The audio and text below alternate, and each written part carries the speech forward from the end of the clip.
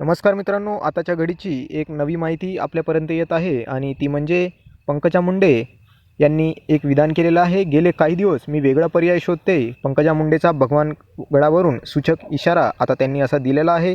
याची संपूर्ण माहिती आपण या व्हिडिओमध्ये घेणार आहोत.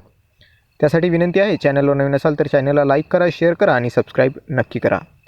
पंकजा मुंडे यांनी बीड लोकसभा मतदारसंघातून लढणार नसल्याचे स्पष्ट केले आहे. जे चारित्र्यहीन आहेत, पैशांच्या बळावर राजकारण करतात, त्यांना पंकजा पाडणार आहे, असे देखील ते म्हणाले आहेत. त्यानंतर त्रास देणाऱ्याचे विरोधकांचे घर उन्हात बांधल्याशिवाय राहणार नाही.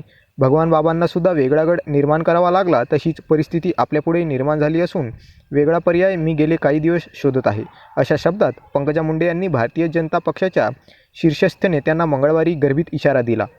बीड लोकसभा मतदारसंघातून लढणार नाही, असेही त्यांनी यावेळी स्पष्ट केले. विजयादशमी दिनी भगवान भक्तिगड येथे आयोजित दसरा मेळाव्यात पंकजा यांनी हजारो समर्थकांसमोर पुन्हा एकदा मनातील खदगद व्यक्त करताना पक्ष नेतृत्वावर हल्ला चढवला. खासदार प्रीतम मुंडेही यावेळी उपस्थित होत्या. ताईच्या नव्हे तर आईच्या भूमिकेत तुमच्यासमोर आली आहे, अशी भावनिक साद पंकजा यांनी उपस्थितांना घातली. त्यांनी शेतकरी, शेतमजूर, मराठा आरक्षण, ऊसतोड मजुरांचे प्रश्न आदी विषयांवर रोखठोक भाष्य केले. प्रीतम मुंडे यांचेही भाषण झाले. विधानसभा निवडणुकीत पडल्यानंतर मला कुबड्यांच्या आधाराची गरज होती, मात्र आधार पक्षाने नव्हे तर लोकांनी दिला. आता आम्ही संयम दाखवणार नाही, आता विरोधकांना पाडणार, अशा शब्दात त्यांनी मंत्री धनंजय मुंडे यांना आव्हान दिले. जे चारित्र्यहीन आहेत, पैशांच्या बळावर राजकारण करतात, त्यांना पंकजा पाडणार आहे, असेही त्या म्हणाल्या. पंकजा मुंडे यांची शाब्दिक बाण. मी मंत्री असताना ग्रामीण भागात विकास पोहोचवला. परळी आणि इतर मतदारसंघात दुजाभाव केला नाही. पाथर्डी तर मी माझ्याच मानते.